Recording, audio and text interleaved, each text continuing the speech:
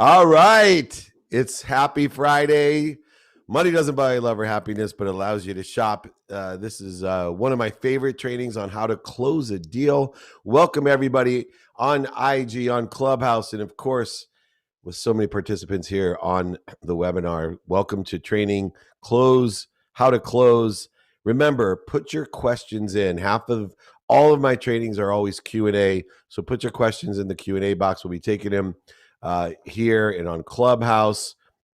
Remember, if you want any of the exercises or guides or my book, it's david@dmeltzer.com. That's audiobook, ebook, or my signed book, paid for shipping to you, david@dmeltzer.com. All right, let's get started. How to close a deal. Like I said, that guide will be available. Number one,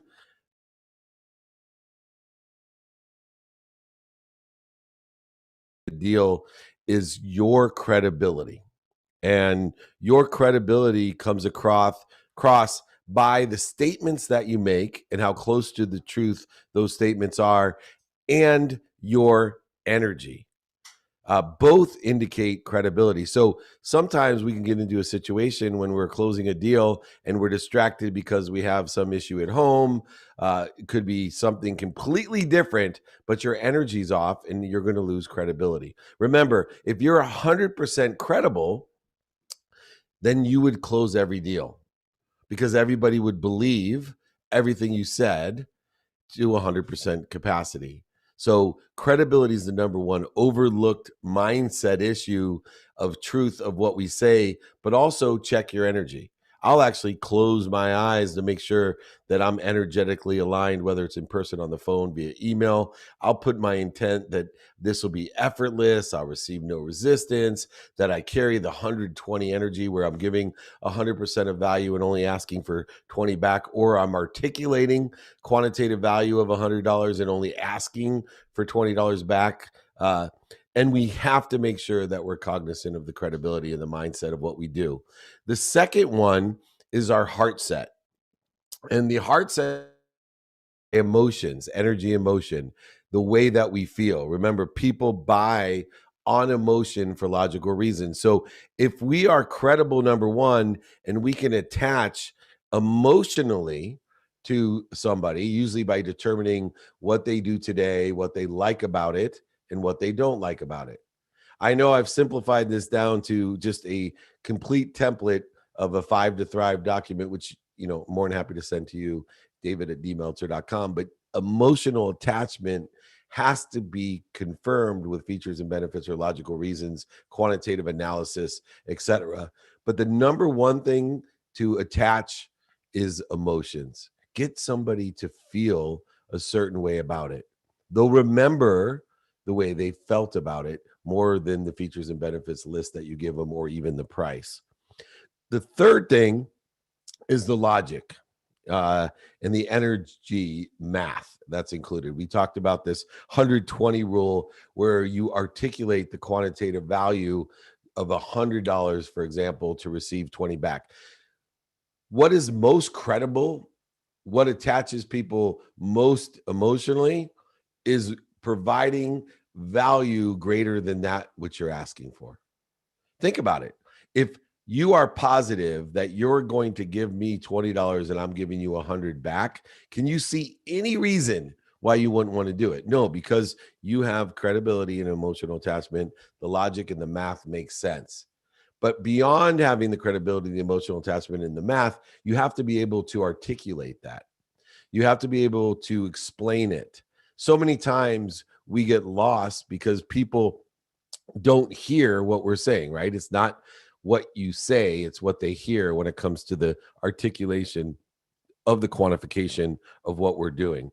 So how do we keep all three of these aligned? The mindset, the heart set, and the conscious continuum. The credibility, the emotional attachment, and the logics and the reasons, enabling us to utilize the 120 rule, to utilize the articulation of the quantifiable value to be greater than that which we're asking for. Number one, in a sale, in closing a deal, you need to know your what. You got to be more interested than interesting. You have to know personally what you want from this deal, experientially what you want from the deal, giving of value, what you're willing to give and receive. So many times in closing a deal, people talk about pricing and they're not prepared. It's like investing. If you don't know your timing and risk tolerance, you're not ready to invest. In closing a deal, if you don't know your perceived value and or your low bottom line value, you're not ready to close a deal. Those are the two things you need to close a deal. To know your perceived value, and also to know your closing bottom line. Why? Perceived value is created by what you think the value is and by what others have told you the value is. But in the end, the delta or the margin between the perceived value and the bottom line value is where a deal gets done. If you're not sure what the perceived value is, either what you think is worth or what others think is worth, and even worse, you're not sure what your bottom line is, you can't close the deal because you're not willing to walk away. You're not willing to articulate a quantitative value to exceed what you're asking for. So you need to know how to articulate a quantitative value that exceeds the perceived value, but absolutely exceeds the bottom line value that you have. And in order to do that, you have to realize that these are weighted balances of what? That you need to determine how and what their alignment is, how synergistic or supplementary their values are to what your value is, both perceived and bottom line. Meaning, you got to ask questions. You got to figure out what are the reasons they're going to be using this product, service, or solution, what impact it's going to have on them, and what capabilities do they want, need, or have already. And the best way to do that is to ask them, what are you doing today? If you can ask them that simple questions, you then can ask them what they like about it and what they don't like about it. And when they explain what they like about it, make yourself equal by saying, oh, we do that. Oh, we do that. We do that. And when they say what they don't like about it is where you make yourself different and distinguish yourself. Would it help you if we had it in yellow? Would it help you if we had four-wheel drive? Would it help you if you got Rust-Oleum processed on the bottom? Would it help you if you could finance it out for 5 years? Would it help you if? And those are the reasons, the impacts, and the capabilities. These are the 5 to thrive using mindset, heart set, and the conscious continuum to get the credibility that you need, the emotional attachment, reasons, impacts, capabilities, supported by features and benefits, never oversold, back-end sold, lied, manipulate, or cheat, because you will lose the number one factor why people do business, which is credibility, both the factual statements that you make as close to the truth as you can, as well as the energetic truth of being able to carry an energy and not be interfered with by not only the deal that you're working on, but outside sources of interference that may be analyzed or perceived as being part of your deal. And you must know 2 values in the weighted balance. 1, perceived value of what others perceive it to be and what you perceive it to be. And the second, the bottom line. If somebody offers you less than the bottom line, you must be willing to walk. You must be willing to walk. They can always come back, but you need to know before going in. It's your timing and risk tolerance. It is a necessity of what? And you must know. If you want this reasons, impacts, and capability document, the 5 to thrive, email me, david@dmeltzer.com. All this stuff is free. It's here to help you know your what, to close deals at a statistically greater effect than you ever have before. I promise you, these simple templates of asking people what they do today, what they like and don't like about it, and if it would help, if making yourself equal, then making yourself better, will statistically increase the size of the opportunity as well as the statistical success of how often you can close. The second thing that we need to do is know your who. So there's 3 who's that we sell to. There is a sponsor, there is a power sponsor, and there is a decision maker. These are the 3 who's that we talk to. A sponsor is somebody that knows somebody that can help us. A power sponsor is someone that can help us and knows someone that can help us. And a decision maker is someone who makes the decision of helping us, the actual person who signs. And there's only one thing that you need to look for well, actually two now. I just came upon this today. The one thing I always used to look for is an open mind. I want an open mind because if I have an open mind, they will help me. They can find someone to help me. They can make a decision. Too many salespeople, especially, too many people in general in life, personal and professional life, they play around with people with closed minds. These are called gatekeepers. People who have a closed mind, it takes 1,000 times the effort to re-engineer a closed mind than it does to find an open mind. Now, the second thing that I've learned just this morning that I'm going to start looking for is not only an open mind in the sponsors, power sponsors, and decision makers, so that I can determine who has a closed mind. But for me, it's open hands.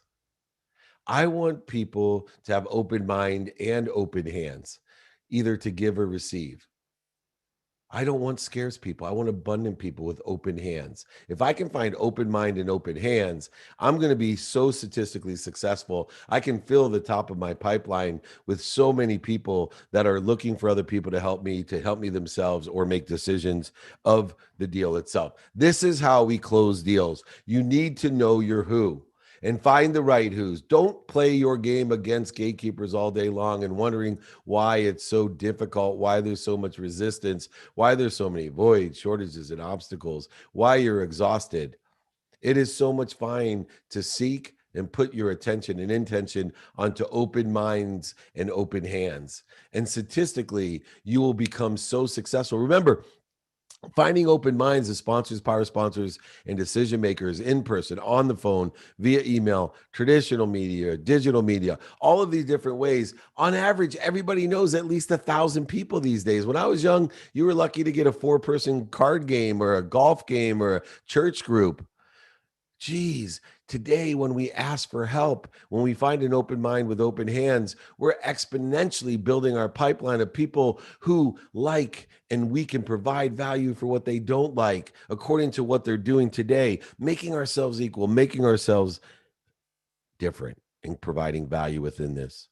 This is how we distinguish that value. The good news is you never have to overcome an objection. There's no resistance when you find the who's. There's no resistance objections when you find an open mind because they're either finding someone that can help you or helping you themselves or making a decision themselves to help you. That's the advantage. It is effortless. It is resistant free. And that's why I close my mind and tell and remind myself this is effortless, resistant free. Whatever the thing and intention and attention that I want to give to it, that increases my statistical success, adds to the credibility, the emotional attachment, allowing me to articulate the quantifiable value to be greater than which I'm asking for with reasons, impacts, and capabilities and features and benefits to support it. Email me if you want that reminder on this, the 5 to Thrive, the RIC document. Please, david@dmeltzer.com. All right. So now we have that down, the know your what with a weighted balance, know your who with sponsors, power sponsors, decision makers, avoiding people with closed minds, looking for people with open minds and open hands. Now we have to know our how. So how are we going to get this done? I found people with open minds. I have sponsors, power sponsors, and decision makers. How am I going to get it done? What you're going to do is manage the plan. We talked about this last week. You got to have a go, no go plan. You have to manage the plan and be able to have and acknowledge that you can connect the dots backwards of what you're doing. What does that mean?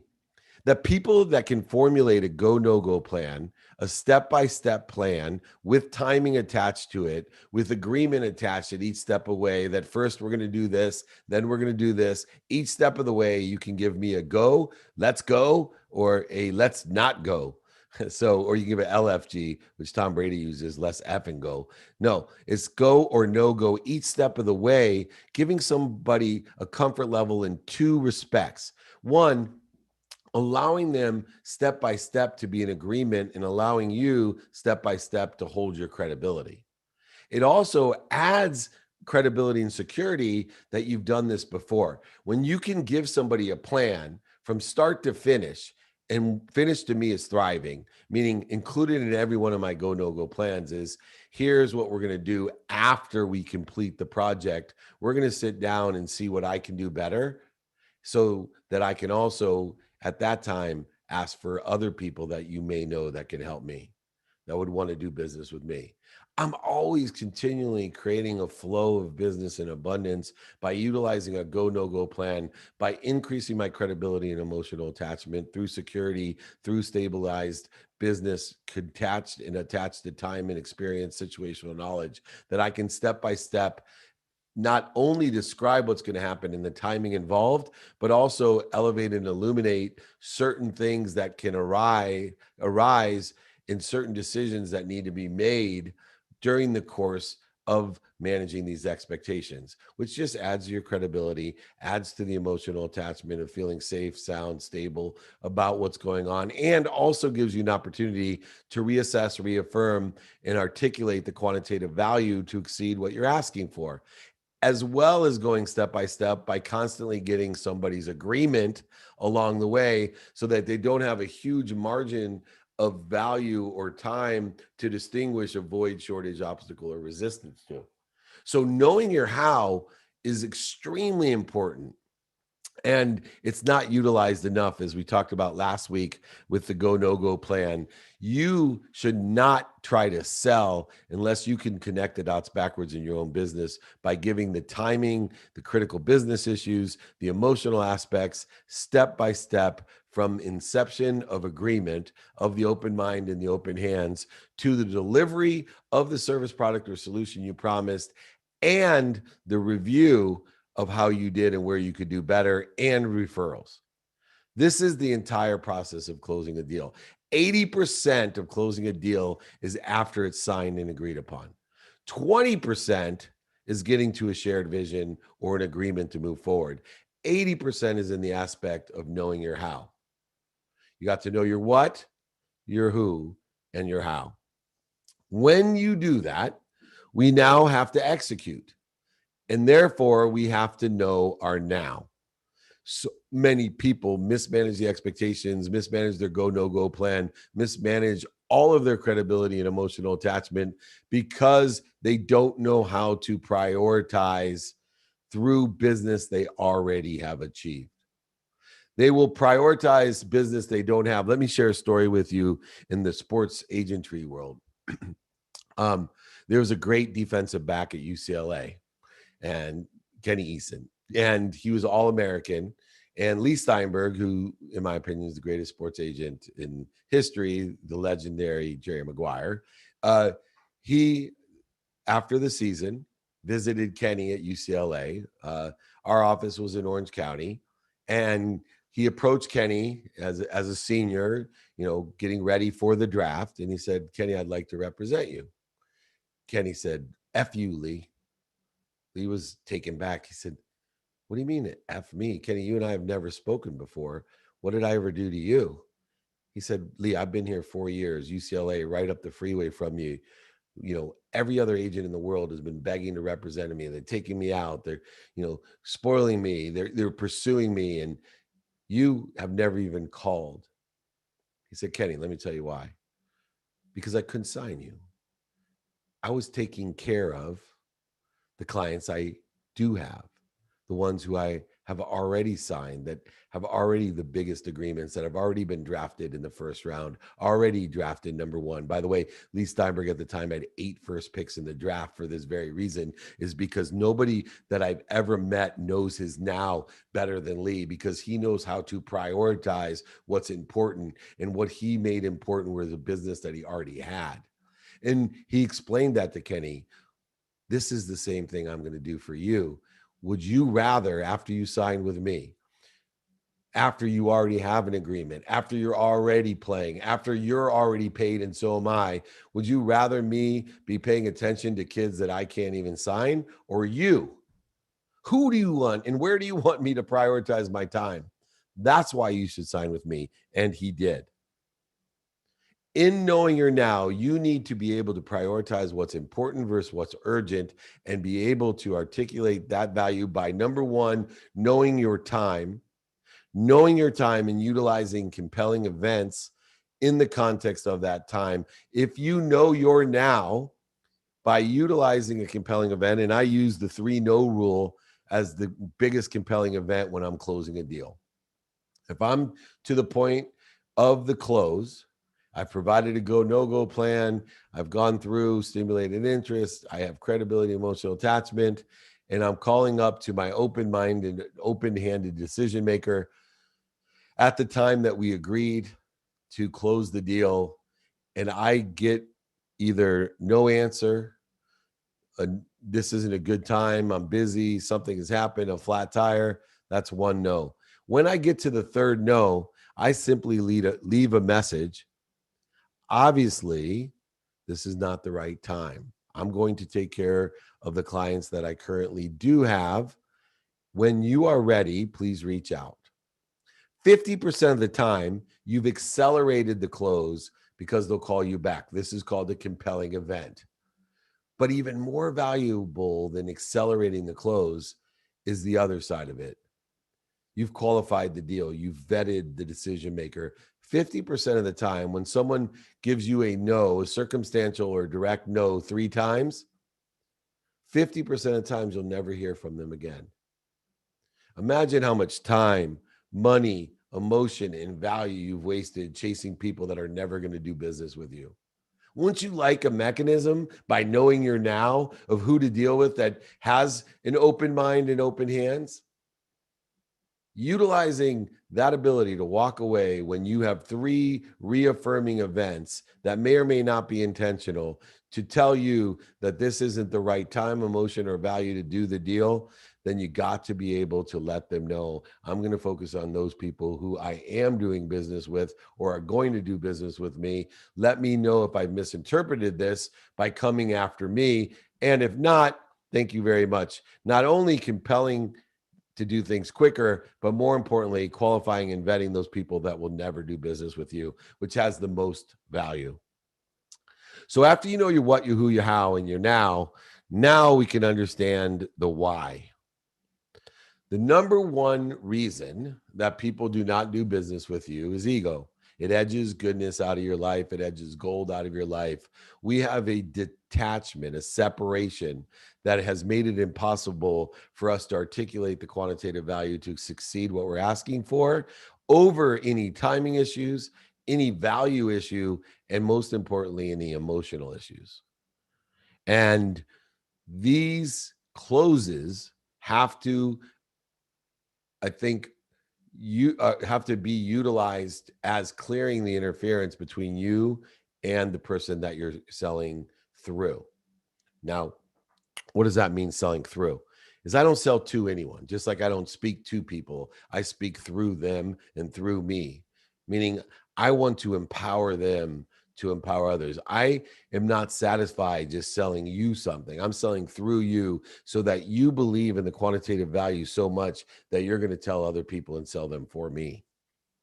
Sell through people. And if you're not capable of creating the go, no go plan, if you're not capable of articulating value with the right time, emotion attached to it, you're not selling through people.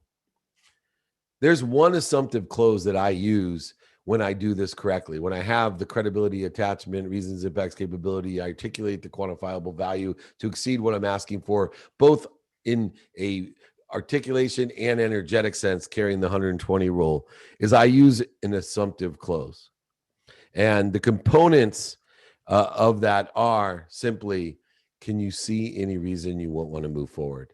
If you can't answer that question for yourself, if you are not 100% sure that through the process and practice and repetition that you've utilized to close a deal, that you can comfortably know that they're going to definitely agree to that value that you've described, don't go forward. Don't go forward. You need to know when you ask, do you see any reason you want to move forward, that they're saying there's no reason. You know you're really selling when they're like, this sounds too good to be true. Now you got to make sure that you reiterate the credibility that it's not too good to be true, illuminate some things that may or may not show the realism of a non-perfect execution. So components of not closing an articulated quantitative value is one, the option component. right? I like to give people both, right? Give them options, suggestion component, urgency components. These are components of the assumptive close. They're not closes themselves. A lot of people will try to train you on an option close, on an assumptive suggestion close, or urgency close. Those are components of an assumptive close that we give people options through questioning. Do you like this? Do you like that? What don't you like? Would it help you if I did this? Or would it help you if I did that?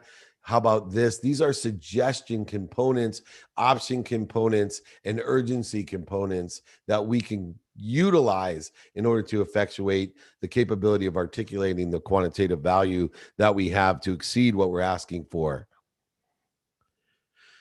Assumptive close is the deal is done because I'm confident energetically and logically that we're done. Remember the line. Can you see any reason you want to move forward? If you're capable of doing that, you will have a statistical success beyond anything you've ever imagined. We have to remember you need the right mindset to do this. You need credibility and energetic credibility that you not only believe, think, say, and do, but carry an energy that you're providing all this value, that you're here to be of service and of value. You need the right heart set to make sure you have emotional attachment, knowing that people buy on emotion, but you also need the conscious continuum, the logic behind it, the reasons, the impacts, the capabilities. There is a reasons, impacts, and capability document, this 5 to Thrive document. Please reach out to me. Step by step, I'll take you through this, david@dmeltzer.com.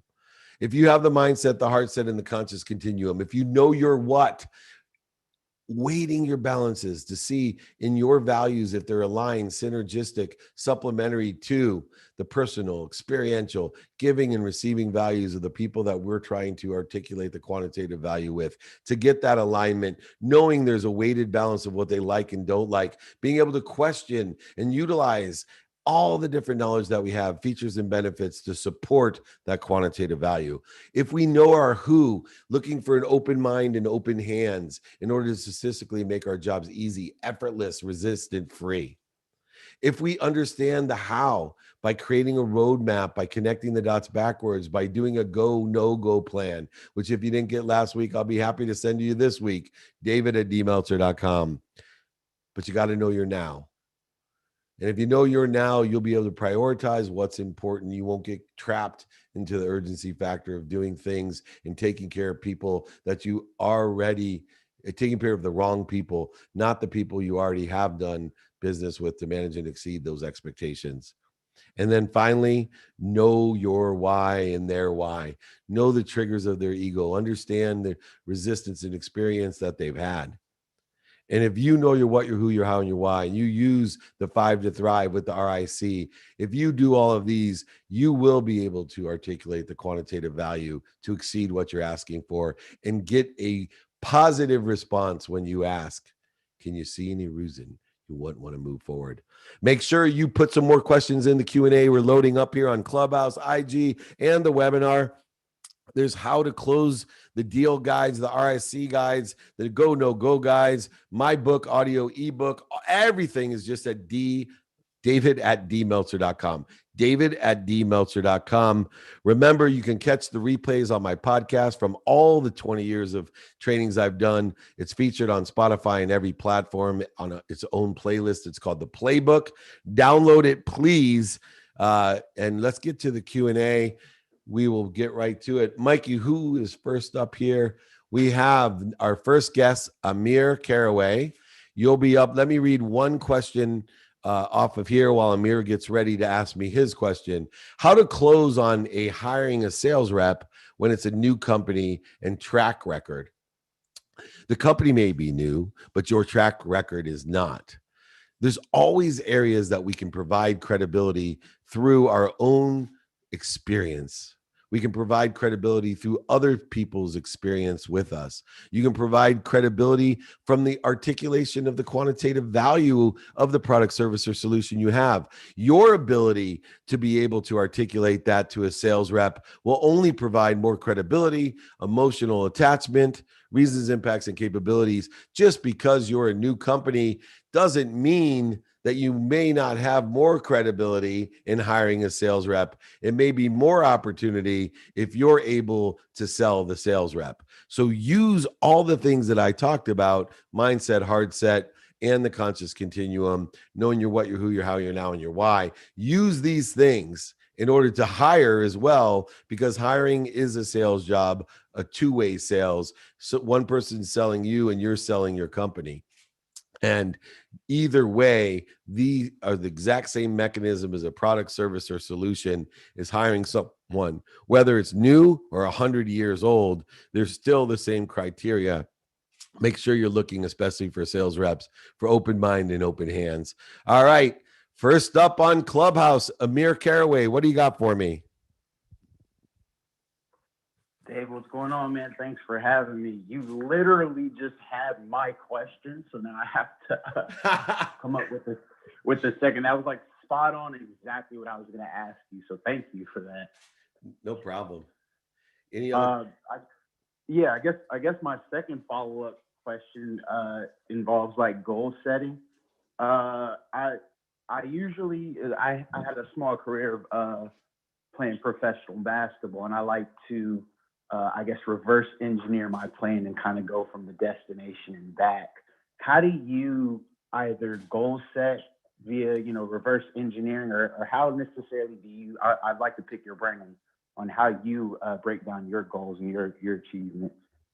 Yeah. So number one, the key to any goal or achievement and the counterintuitive aspect of what I do is I detach my emotions from my goals, from my objectives. I have them, but I don't attach my emotions, meaning I'm not going to say, I'll be happy when I make over $1 million. I'll be happy when I hire this person. I'll be happy when. No, no, no. I'm happy enjoying the consistent, persistent pursuit of that person, of those millions, of what I want. And I use 3 different laws in order to effectuate objectives, goals, and vision.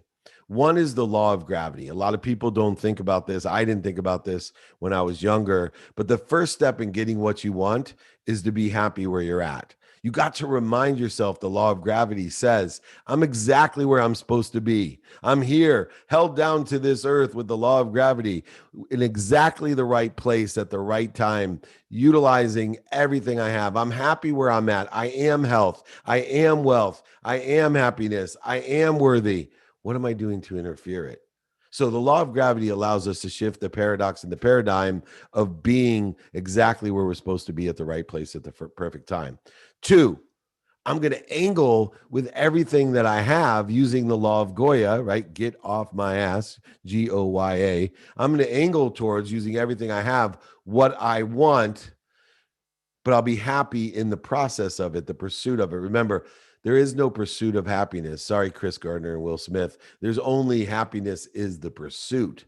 So I'm going to pursue what I want and utilize it with the desire that I must be what I can be. And then finally, utilizing the law of attraction, I've detached my emotions from the outcome, allowing everything to happen with confidence and faith. That superpowered GPS that says, if I miss the exit, if I have a flat tire, if my car breaks down, if I end up at the donut shop instead of at the gym, it's going to reroute me. But not only is it going to reroute me, it's going to give me a new destination, a better place, a better position, a better situation to be in.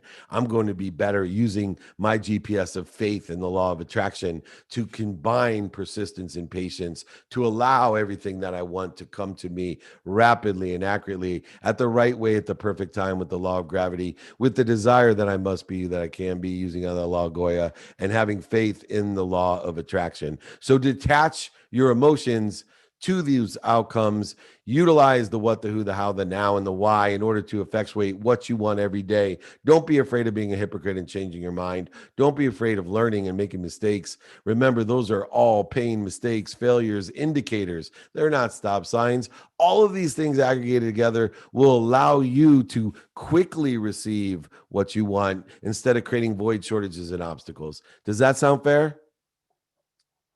That sounds fair, man. 2 for 1. Thanks a lot, David. You got it, my brother. Thank you, Amir. All right. I'll take another question online while Scott Simmons is on deck. Get ready, Scott, with your question. Hopefully, I won't steal it from you from online. The question is what to do if a business partner's words don't match their actions? Whoo, this is a big issue for me because it's not just business partners, it's people in general. They're doing their best. And there's a variety of variables that are involved when people's words don't match their actions. And there's varying degrees of what bleeding has occurred or intention is implemented when people aren't doing what they promised or the words don't match their actions. Number one, you can't find outside of you what you don't find inside of yourself. So, whenever I see someone whose words are not aligned with their actions, I ask myself, what did I do to attract this to myself? What am I doing the words that I'm saying that are not matching, aligning with my actions? Because the better I get at aligning my own words to my own actions, the less it'll bother me when other people do it. The more confident I am that I'm living that life, the less people I will attract to myself. See, these people are reflections of self. And if I'm surrounding myself with people whose words are not matching their actions, I must be doing something similar or synergistic or supplementary to that as well. And so I want to do a valuation of a variance tree of those who bleed me. And I want to a varying degree, allow those people who are intentional about the lying, cheating, overselling, all these issues that exist around words and actions to fall away from me. And if they're doing it intentionally, then they're bleeding me. I'm going to go ahead and fire them. Business partner, associate, family member, it doesn't matter, friend. If they're doing it intentionally, I'm going to fire them. But otherwise, those people that are, unintentionally, incidentally, not acting upon the way that they say. See, you got to remember you're changing and growing and learning every day. And you only have a snapshot of somebody's words because every word that's spoken is spoken in a time frame and a snapshot in your life. So for example, I may tell you, uh, you know, um, I would never, well, I wouldn't say never, but some people would, I don't believe in this, whatever this is. 2 weeks later, I may believe in that. Well, for example, I may tell you I don't believe in aliens. And then a week later, an alien visits me. I get abducted. Well, my opinion may have changed. And now I'm out a week later on my TikTok and my Instagram and everywhere going, oh my God, aliens exist. Aliens are amazing. Aliens did this and this. And that person who knew me 2 years ago, oh, Dave Meltzer's words don't match his actions. What there's no, I just learned something. So we have to utilize gratitude. We find the light, the love, and the lessons in ourselves and others when their words don't match their actions. We have to use forgiveness to find the peace in the fact that we forgive ourselves for all the times that our actions, according to the snapshots that are taken, don't match. And then we have to use accountability to ask ourselves, what did I do to attract this to myself? What am I supposed to learn from it? And from that lesson, if we determine someone's bleeding us and intentionally trying to hurt us by their actions that don't match their words, we can utilize a different form of action ourselves compared to someone that's just learning, growing, and changing and unintentionally not doing what they say. Or they just may have made an innocent mistake or an unintentional mistake or a mistake that they're forgiving themselves for.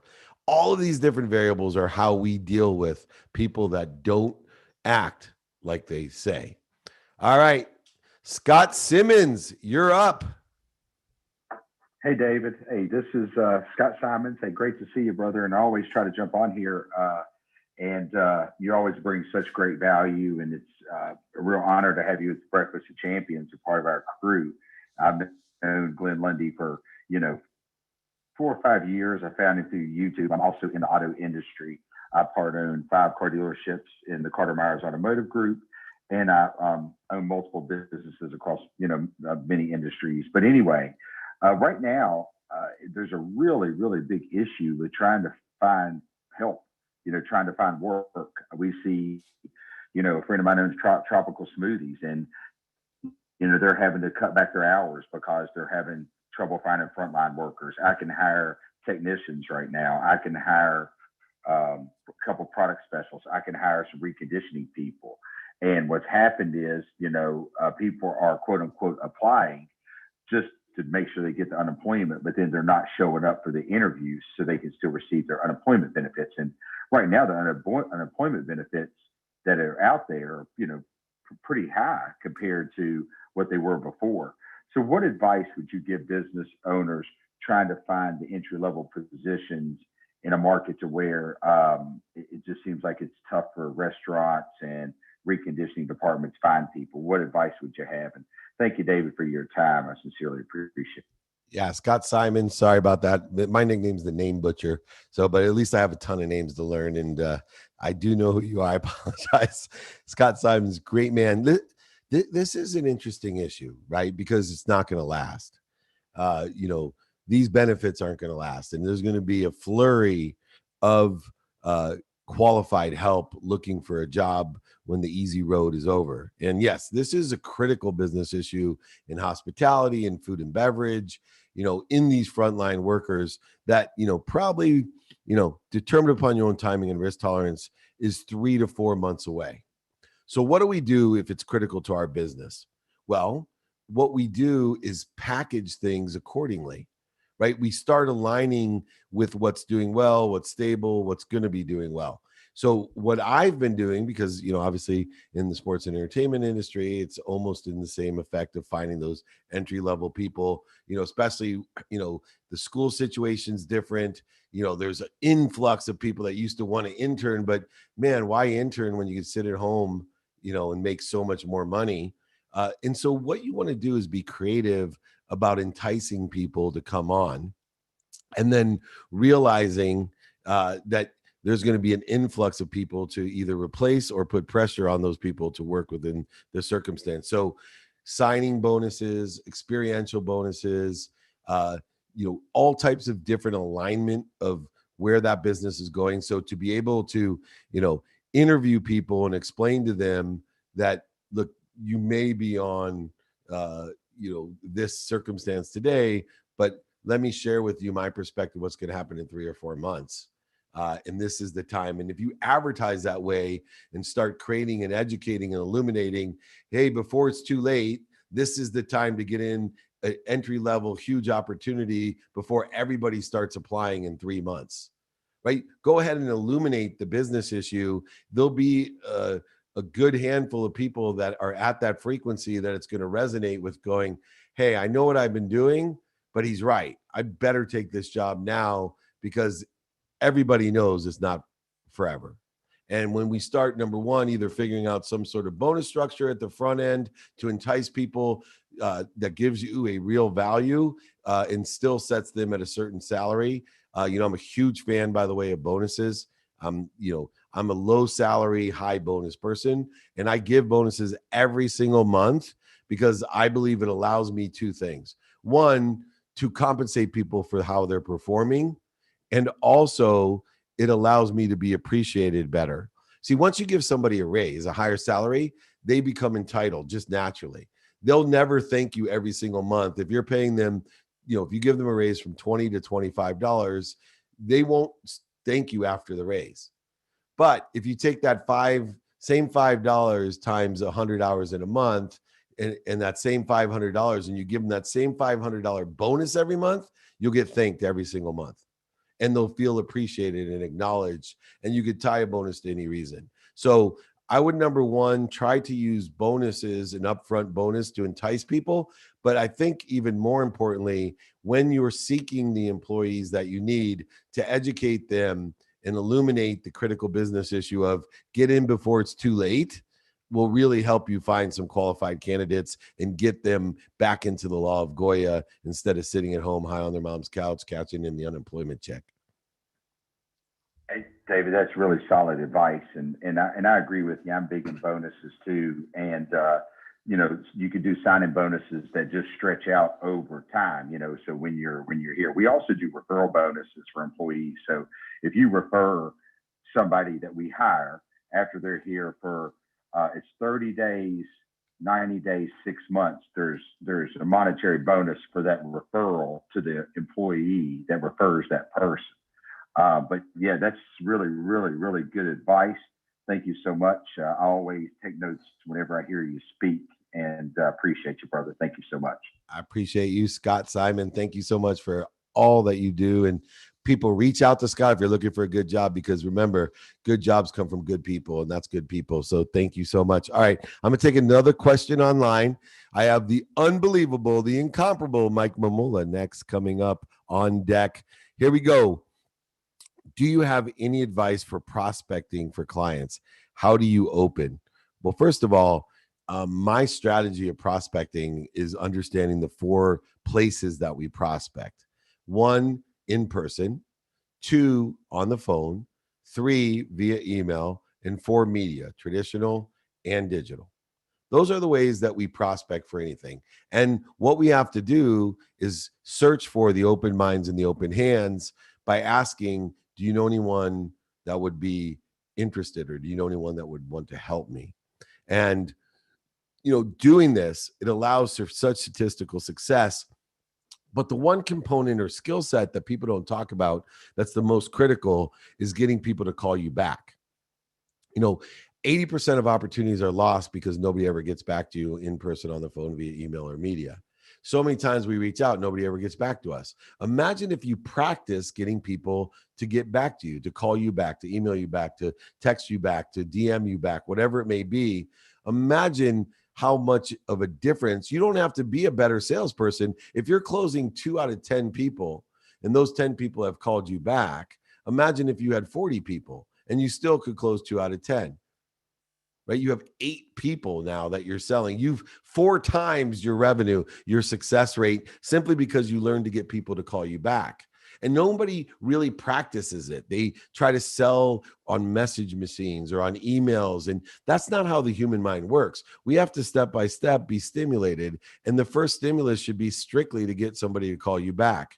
And if you can do that, I practice it all the time. And the way that I do it is I go ahead and, when I want someone to call me back, I am more interested than interesting in what they're doing, asking them how I can help them, what I can buy from them, what I can do for them. And 90% of the time they get back to me.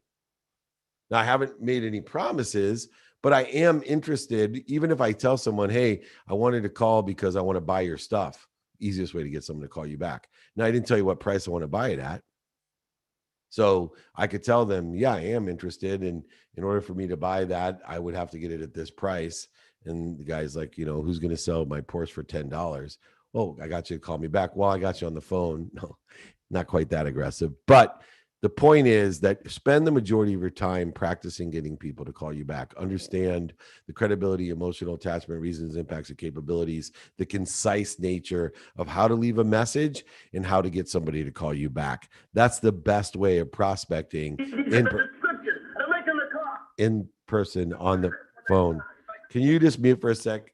So there we go. In person, on the phone, via email, and social media. We have to learn how to open by having people call us back, by understanding how we could be of service or value to them, and making sure that we ask for help when they do call us back by saying, do you know anyone that can help me? Finding if they're a sponsor, power sponsor, or decision maker. Open-minded and closed-minded is what we're vetting for. All right, Mr. Mamula, you're next. Hello, and happy Friday. So, Dave, my question is with regard to focus. I was fortunate enough to be on this morning and listen to you speak to John Foley, who's a Blue Angel pilot, and just incredible conversation. And some of that revolved around focus. And he talked about, when he's coming at another jet and they're doing their maneuvers and there's a crowd of 500,000 people watching them, they're coming at each other at 500 miles an hour, and the other jet looks like a dot when it's a mile away. And within less than a minute, it's 36 inches from him, and he can see the cracks in the paint on the other jet that's essentially on top of him. He's focused on that, and he goes from focusing on this dot to focusing on the cracks in the paint that's just above his head. And so often that feels, it feels that way in business. And so my question to you with regard to that is, how do you not only stay focused, but how do you make sure that you're focused on the right thing? Because I think that's a big part of the problem with a lot of business owners, entrepreneurs, founders, and others, that they are putting their all into it. They are hyper focused, but they might be focused on the wrong thing. So I've seen you do it so often, and I know that you've essentially mastered this. But I'm always intrigued to figure out how you not only stay focused, but make sure that you're focused on the right thing. Yeah, so there's a two-part question that I'd like to address, and the great question. Thank you, Mike. Give yourself a point. We always give each other points for good questions. Number one, focus itself. Focus is a muscle. Focus is your ability to transcend time. Focus is part of the equation of mathematical luck, meaning what you focus in on and then give your intention to equals the coincidences that you want. Attention plus intention equals coincidence. Focus is a muscle, though. And why do I say focus transcends time? Because focus is thought, and thought moves faster than the speed of light. And so, therefore, what we think about past, present, and future moves faster than time, the faster than the speed of light. So, when we understand that we can actually effectuate more productivity, accessibility, and gratitude by understanding focus or thought, we can also bring into play one other rule that you can only focus in on one thing at a time. And that's why the do it now is so important, because we want to make sure that we are qualifying, prioritizing, creating a level of importance to all the things that I'm focusing, or as I'll teach, refocusing in on, meaning that by knowing my what, my who, and my why, I now have a process and a structure in order to quickly evaluate where in the chain of order of importance does this activity fall. And so what happens is there's this amalgamation of multiple things going on, somebody not realizing that focus is not only a muscle, but moves faster than the speed of light or time. And then beyond that, they have no process or structure in which to make a decision. Where do I do this and how long do I focus in on it? Because they don't understand refocus. Once you get into your head, I can only focus in on one thing at a time. So I better prioritize by my what, my who, and my how, what's most important, so I can focus in on that one thing.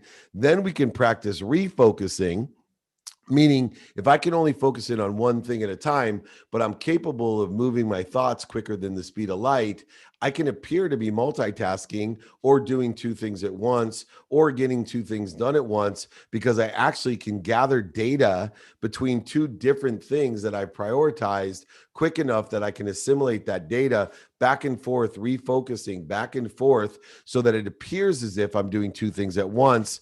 And if I've prioritized those things because I've done the work to take inventory of my who, my what, and my how, if I've done the inventory of what I want from this day, personally, experientially, giving and receiving, if I've done my work and I stay focused, put attention and intention on the coincidences, implementing the mathematical equation of luck, it's enormous difference, a huge delta comparatively to anyone else, when not only are you capable of focusing on one thing, not able are you capable of prioritizing that thing comparatively to the multiple opportunities to do other things. But if you also understand it as a muscle that transcends time, because thought moves faster than the speed of light, you can actually not only effectuate one thing and prioritize it correctly, but two, three, four things all prioritized effectively. And now you end up separating yourself with passion, purpose, and profitability from everyone else. Why? Because you get stuff done. And 100% of the things you do now get done. And if you pick the right things to get done, you're going to be better off than picking the wrong things to get done. And that's how focus, and why focus is so essential to the coincidences or the activities that you utilize in order to effectuate getting what you want rapidly and accurately. Does that sound fair? Absolutely. More than fair. Thank you. You got it, my brother. You got me on a roll. All right. My last guest, I'm going to take a question online as she gets ready. Donna Siriani, you are up for. Hey, let me take a quick question. Long time no talk, David. Yeah, absolutely. I'm going to let you ask your question. Go ahead. Yes. Okay. So when you have a business community of a lot of left brain thinkers and CEOs who are living what looks like the good life, but they're unfulfilled, how do you introduce them to self-awareness, spirituality? All of that is a new way of thinking that can help them to live a more fulfilling life without them dismissing it as woo-hoo thinking and things like that. Like, what's the best way to start introducing it to them and their companies? Because once I get in a company and I start coaching a CEO and doing seminars for their company, I'm in and I'm able to do it. And it's rewarding and it's the most fulfilling thing ever to me, but I want to do it on a larger scale. So how do I do that? Oh my goodness. Great question, Donna. It's so nice to hear your voice. Thank you so much. Listen, Aw. two ways. Number one, remember people watch you and they don't listen to you. So I treat executives and I coach, as you know, some of the business executives in the world, billionaires, millionaires, of Fortune 10 companies. And I realize that they're just like my teenage daughters. They don't listen to me, but they watch me. So I want to walk the walk when it comes to utilizing the blend of frequencies, the blend of currencies of money, the pragmatic world with faith. Now, how do I effectuate the transmission or the transformation? If they're watching me and they notice that I do things differently, I think of things differently, I have a different heart set, and I have different procedures of productivity, effectiveness, statistical success, and I pique their creativity and curiosity, I then have to speak their language, right? It's not what I say, it's what they hear. And remember, everyone's on a different frequency. You and I both could talk to the same person and they not and say the same thing, believe it or not. And one of us would resonate far greater with the person than the other. One of us would tell a different message than the other, yet we were saying the exact same thing, just at a different frequency. So you have to meet these left brain thinkers in the frequency that they're at, meaning are the language, what's the vocabulary, what's the criteria of reasons, impacts, and capabilities. That's why these questions are so important, because it allows me to align, be synergistic, supplementary, and utilize their own language to describe what will help them so that they don't see separation, inferiority, or superiority because I look, see, and think things differently. I actually am using their language. A lot of times with executives, I use math, right? So notice a lot of times when I'm teaching, I talk about 1, 2, 3. I talk about quantitative value, quantitative analysis, right? Why? Because that's the way a left brain thinker thinks. And I do apply the same spirituality, the quantum nature of being, even to the unconscious competency. I'll call it a quantum memory. Why? Because an executive gets quantum memory, right? A quantum memory. I don't talk about some woo-woo terms. I talk about laws of gravity, laws of Goya.